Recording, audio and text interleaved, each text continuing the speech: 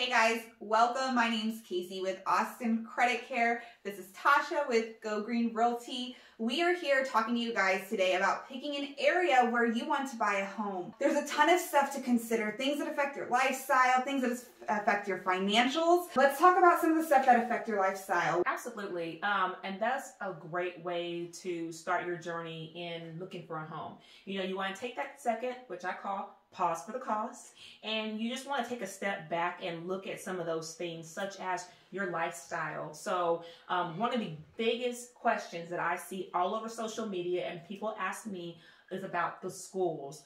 Yes. What areas in Austin area or whatever areas, where do they have good schools?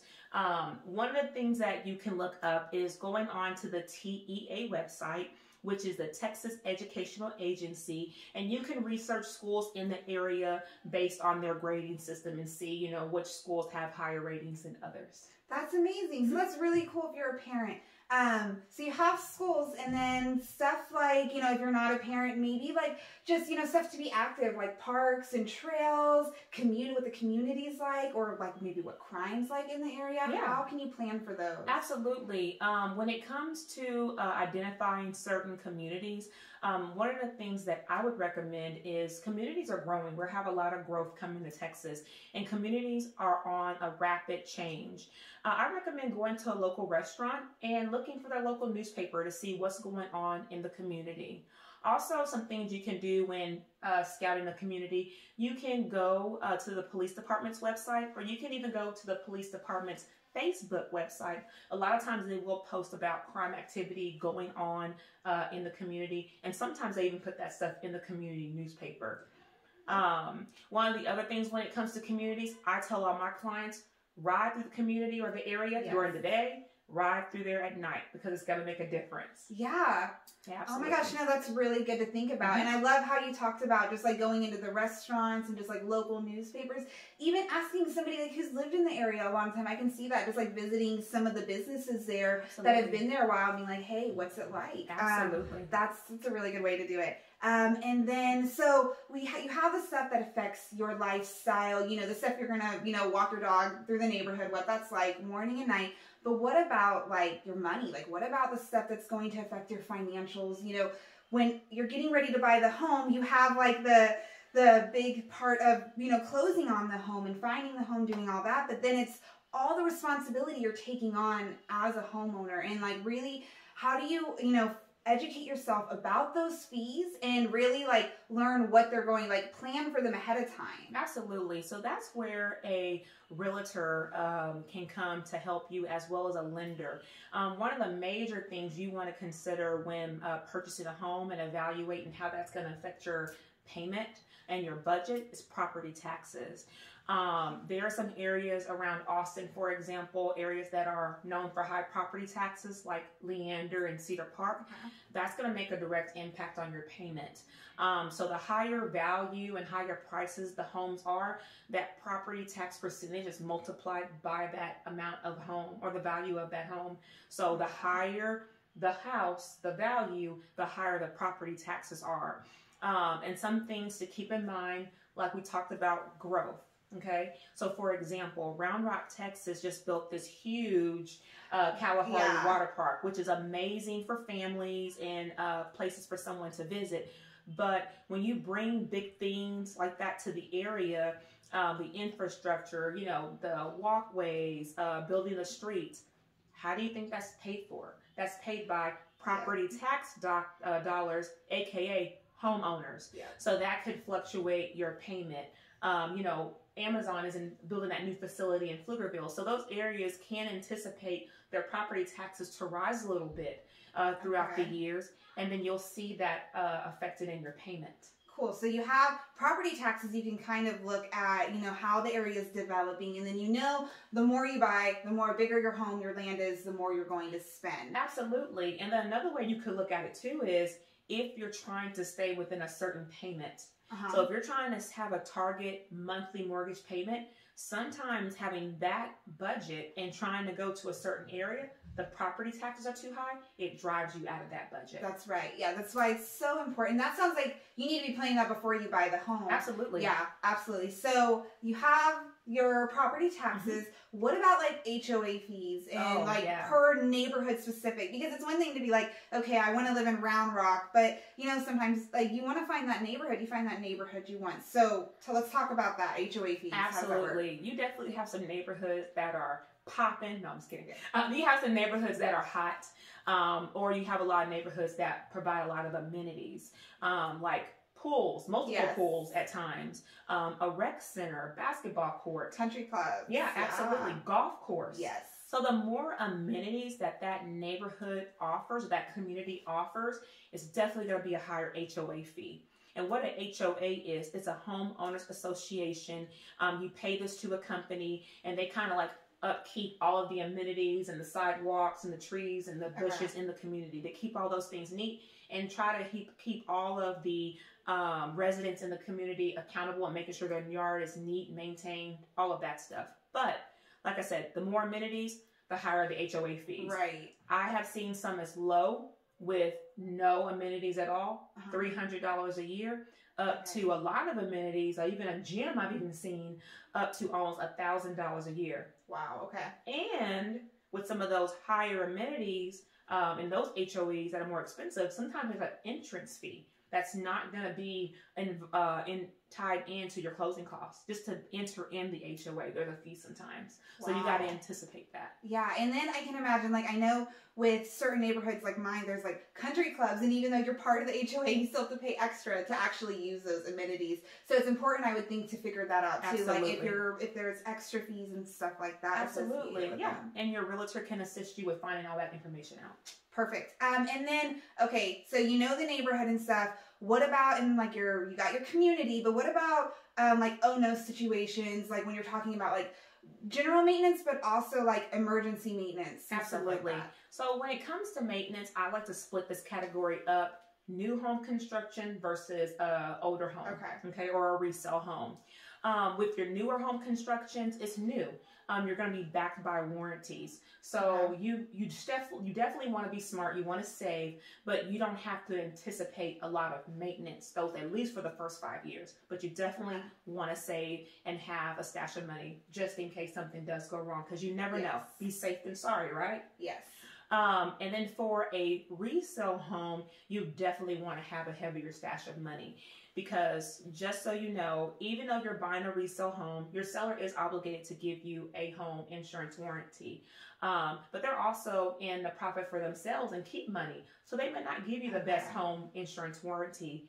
And even if of course, they're going to give you one, some of those expenses are not covered by the home insurance, such as AC unit, roof. And those can be pretty expensive costs if you're not anticipating that. So you definitely want to have a stash either way. But if you're doing a resale home, you want to make sure you have a little extra padding. Okay. And so you have you pretty much know if you're getting into an older home, there's going to be more maintenance costs. And then, so what about people who are buying a home in an area where it's just a weather thing where they're by a river, there's flooding, or you're, by the beach and it's sandy and you have sand damage and stuff. How does that work? How can you plan for it? Absolutely. Those are really great things to consider. That is where an home insurance agent will come into play. We definitely, as realtors, we work with some that make sure that they take care of our clients and provide good coverage and the coverages that you need to make sure that your dwelling and all of your things, your personal items are covered. And they also assess areas like that. And so those coverages might be a little more expensive if you have, areas where you have uneven foundations and land, sandy areas that are prone for flooding. So that's where an insurance agent comes into play. Also, this can be broken down to a new home construction category and a resale home category.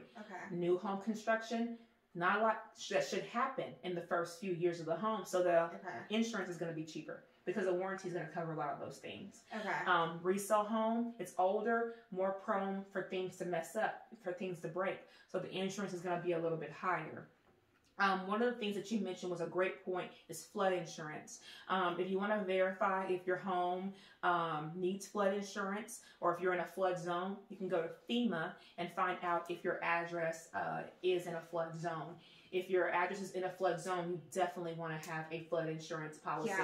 You know what city is prone for floods? Houston, Texas. I love Houston. I love you guys, but If you're in Houston, you need flood insurance. No Yes. doubt about it. Oh my gosh, and no, everybody knows it. Like but it's something you can plan for now. Like Absolutely. now, it's a known thing, and you know if you're gonna buy a home in Houston, this is the insurance you're gonna have and like need to afford. Absolutely. So yeah, that's really cool. So when you're buying a home, you need to budget for property taxes, HOA fees, maintenance, and your insurance, and those are kind of like your starting stuff to take on as a responsibility of a homeowner. Absolutely. And then also just keep in mind your lifestyle. Maybe what are your 5-year goals, your 10-year goals, and that can also kind of help guide you in the direction that you want to go. Okay, that's really cool. Mm-hmm. And then, so something I wanted to bring to this is because I know everybody's getting a little nervous right now because you're like, oh my gosh, like I've been watching you guys and I wanted to buy a home, but now you're telling me I have all these fees. And it's okay.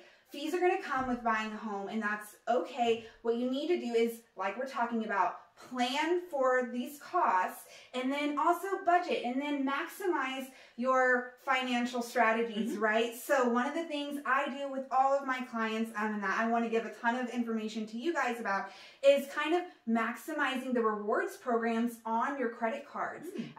So a lot of times, credit cards have rewards programs and cashback rewards. One of the things I want to talk about is like the rewards programs. What a lot of people don't know is that you can pick the category of your rewards.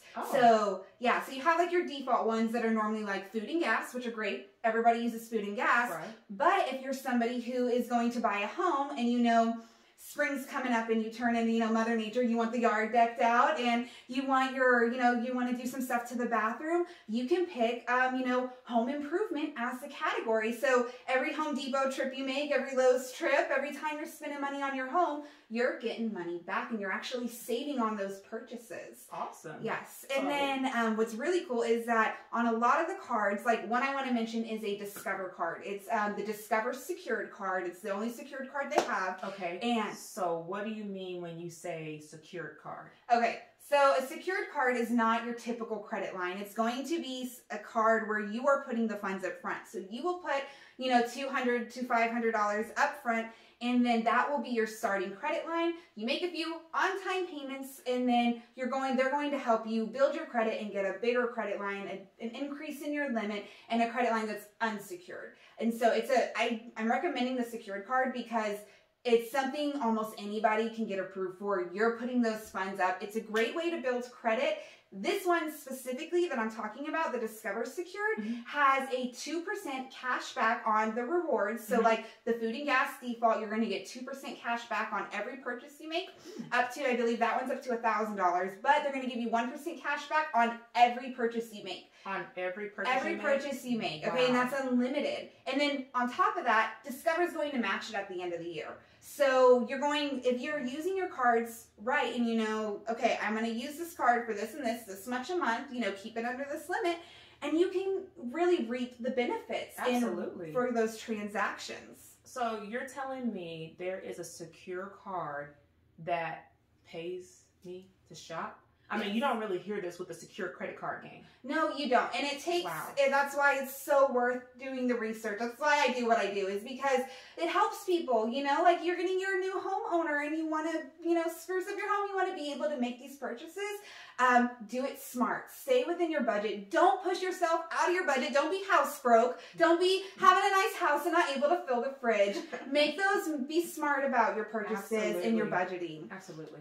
Yes, and then so another one I wanted to talk about was because we talked about kind of like emergency situations. Yeah. So sometimes you have floods, sometimes you have things happen to your house that's unexpected and really expensive, or you just want to make an upgrade. Let's talk, maybe you're already a homeowner and you want to upgrade your home. Yeah. So one of the credit lines I love is actually a loan, but it's through Home Depot. So it's the Home Depot project loan. You actually get a card with it, which is why it feels like a credit card. But the really cool thing about it is that they're going to let you finance up to $55,000 on your home at a super low interest rate at 7.99% and pay it off over 7 years. That's awesome. That is it. It's amazing. That is hard. That is a great low interest rate, and that is a long loan. And you get to get credit for every single payment you make, which is awesome. I can think of lots of things I can do with that. Add a deck. I can do all my gardening back there. Yes. Okay, this might get me in some trouble. No, I'm just Yes. kidding. No, but it's a really good thing. So it's not like, you know, like don't go all out, but it's one of those things where like if you know you're gonna do it, then like do it strategically. Don't be like crunching your own, you know, budget and your finances when you could do things like this and get money back or build your credit, you know, for other things. It's a great way to budget and plan for these purchases. Absolutely. Yeah. Awesome. Yeah, so I guess, yeah, that was all the stuff. That's how you can kind of pick your area on where you're buying a home. Those are some of the stuff that you can plan for as far as your budget and your lifestyle when you're picking an area where you want to buy your first home. Yeah, we hope you guys found a ton of value in this video. If you're watching, please hit the like button and subscribe if you guys want to see more. And then there's also links in the description if you guys want to book appointments with Tasha or I and have us help you with your home buying process. Until next time, my name is Cacy with Austin Credit Care. I'm Tasha Green with Go Green Realty Group. We'll see you guys next time. Bye.